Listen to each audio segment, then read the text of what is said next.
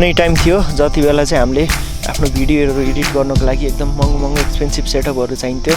तर अहिले टाइम धेरै चेन्ज भइसकेको छ टेक्नोलोजीले गरेर, र अहिले चाहिँ हामीसँग हाम्रो पकेटमै भएको स्मार्टफोनदेखि पनि एकदम राम्रो भिडियोहरू एडिट गरेर बनाउन सकिन्छ र आफ्नो क्रिएटिभिटी र प्यासनलाई चाहिँ अगाडि बढाउन सकिन्छ। र आजको भिडियोमा चाहिँ मैले तपाईहरुलाई आफ्नो स्मार्टफोनदेखि पनि कसरी राम्रो प्रोफेसनल भिडियो एडिटिङ गर्न सकिन्छ भन्ने म हजुरहरुलाई बताउन गइरहेको छु र मैले पनि एउटा भिडियो गराएर हजुरहरुलाई स्टेप बाइ स्टेप गाइड दिनेछु।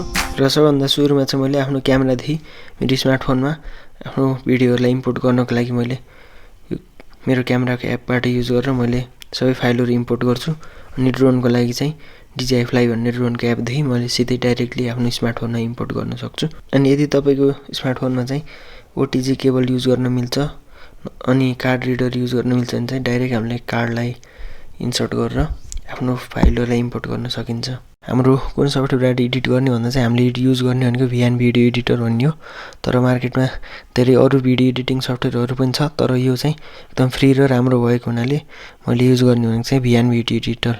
अनि यसको फुल फर्म भनेको चाहिँ ब्लग नाउ भिडियो एडिटर भन्ने हो। र यो सफ्टवेयर चाहिँ हाम्रो iOS र एन्ड्रोइड दुवैमा अवेलेबल छ र यसको परफर्मेन्स चाहिँ हजुरको डिभाइसको स्पेसिफिकेसनमा डिपेन्ड गर्ने गर्दछ। र अब हामी यो एपलाई खोल्छौं र यो एप खोलिसकेपछि हेर्दा चाहिँ यसको एपियरेन्स चाहिँ एकदम सिम्पल अनि बेसिक छ, अनि जसले गर्दा चाहिँ बिगिनर र प्रो सबैको लागि एकदम युजर फ्रेन्डली छ। र हामीले यसमा सुरुमा चाहिँ एकाउन्टको अप्सन आउँछ, हामीले साइन इन गर्न मिल्छ, साइन अप गर्न मिल्छ। अनि एकाउन्ट नगराइकन पनि हामीले यो एप चाहिँ युज गर्न सकिन्छ। अनि यसमा चाहिँ तपाईको लागि ट्युटोरियल्सहरु पनि दिन्छ युट्युबमा।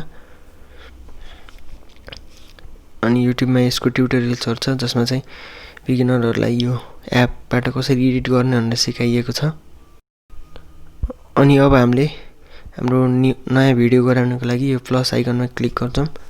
त्यसपछि यहाँ स्टोरी टेम्प्लेट अनि फोटोको अप्सन छ, हामीले यो नगरिकन न्यू प्रोजेक्ट गरेर हामीले एडिट गर्ने भिडियोहरुलाई सिलेक्ट गर्छौं।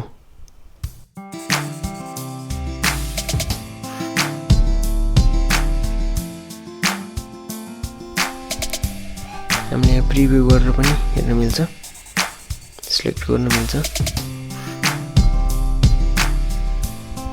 र हामीले हाम्रो भिडियोहरुलाई सिलेक्ट गरिसकेपछि अब यो बटन दाबेपछि इम्पोर्ट हुन्छ। र यो चाहिँ हाम्रो टाइमलाइन अनि यो टुल्सहरु छ यहाँ। र अब चाहिँ म यसको बारेमा बताउन गइरहेको छु। सबभन्दा सुरुमा चाहिँ यो हेल्प आइकन छ, एनिमेटेड इलुस्ट्रेसन गरेर यहाँ बताएको छ यो टाइमलाइनहरुको बारेमा।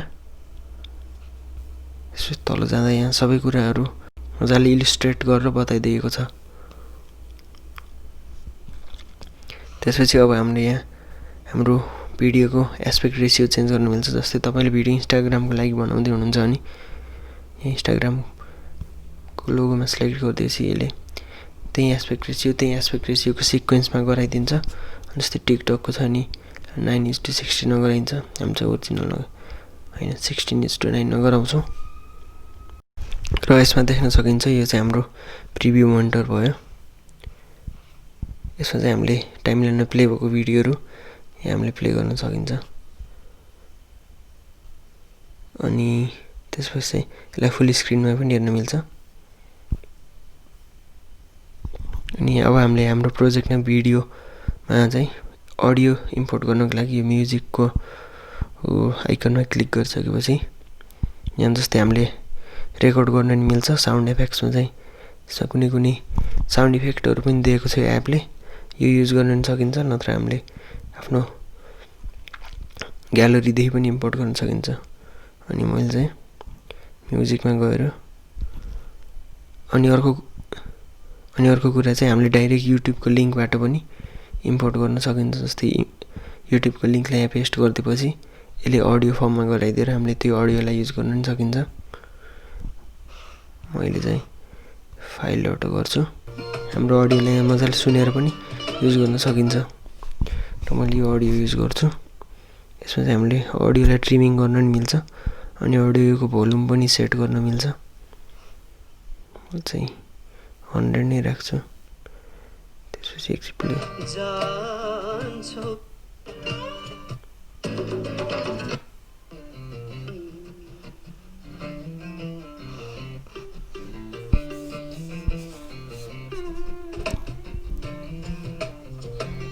र आफ्नो अडियोलाई सुनिसकेपछि यो क्लिक गरेपछि यो हाम्रो टाइमलाइनमा आयो अडियो।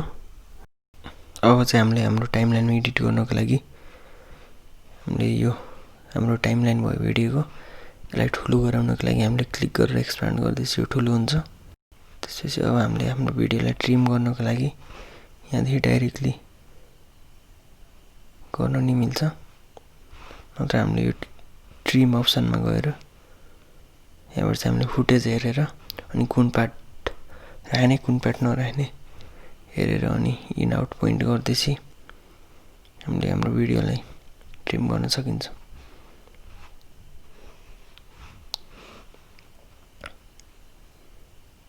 त्यसपछि हामीले हाम्रो भिडियोको स्पिडलाई पनि एडजस्ट गर्न सकिन्छ। जस्तै यो भिडियोमा सबै स्लोमोमा स्पिड बढाउनको लागि यो माथि लग्यो, यो स्लाइडरलाई पोइन्टलाई माथि लग्यो भने स्पिड बढ्छ, अनि यो पोइन्टलाई तल झार्यो भने चाहिँ स्पिड कम हुन्छ।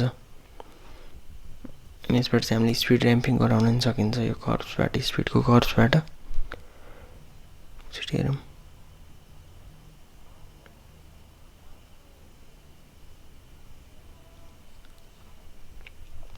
स्पिड एडजस्ट भइसकेको छ, ओके गर्दैछ, हाम्रो स्पिड एडजस्ट भयो।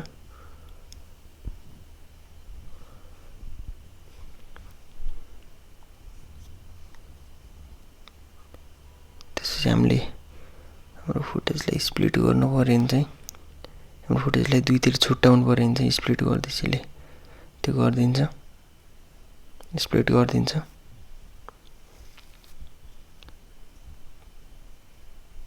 त्यसपछि हामीले हाम्रो भिडियोलाई कुनै इफेक्टहरू नत्र आफै कलरहरू मिलाउनु पऱ्यो भने चाहिँ एडजस्टमा गएर मिलाउन सकिन्छ। मैले यहाँ देखाउने छु मेरो सबै फुटेजहरूलाई यो एडजस्ट गरेर।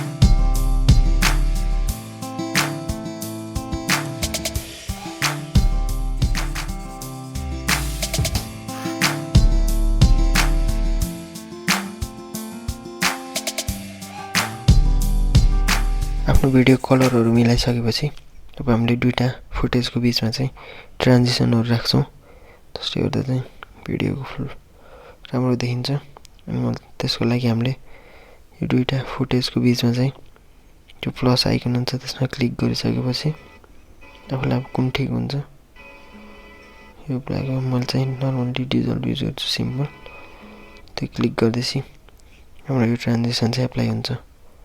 यसरी चाहिँ मैले सबै क्लिपहरूमा राख्छु डिजल्भ इफेक्ट।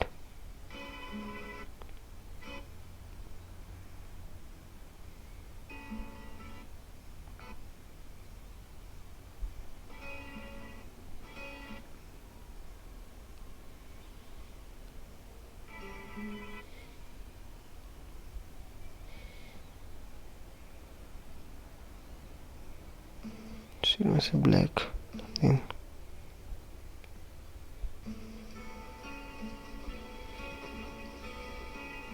यो चाहिँ हाम्रो ट्रान्जिसनहरू राखिसकेपछि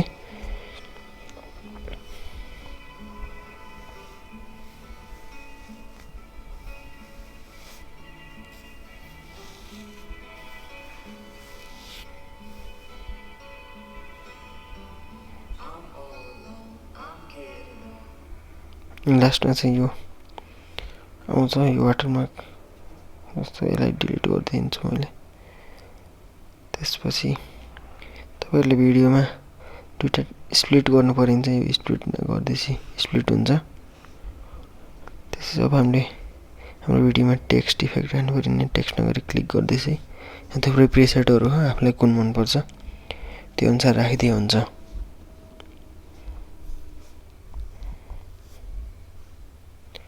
त्यसपछि अब हामीले यो सबै गरिसकेपछि यो भिडियोलाई सेभ गर्नको लागि चाहिँ हामी यो एक्सपोर्टमा जान्छौँ। यो प्रोजेक्टलाई सेभ गर्नलाई सेभमा क्लिक गर्दै हुन्छ अनि यो भिडियोलाई एक्सपोर्ट गर्नलाई चाहिँ यहाँ टप राइटमा गएर एक्सपोर्टमा गरेपछि हाम्रो अप्सन हुन्छ अनि हामीले कति रिजोल्युसनमा गर्ने भन्ने कुरा हुन्छ। म चाहिँ 4K मा गर्छु अनि FPS चाहिँ 24 मा गर्छु।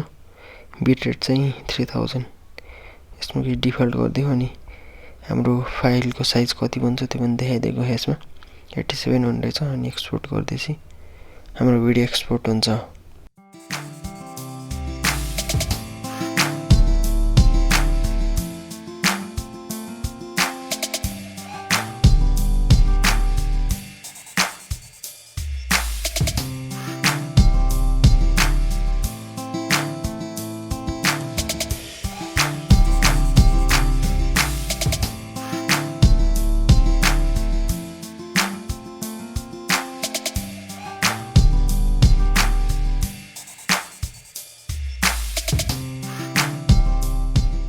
गएर हेर्न सक्छौँ हामीले बनाएको भिडियो।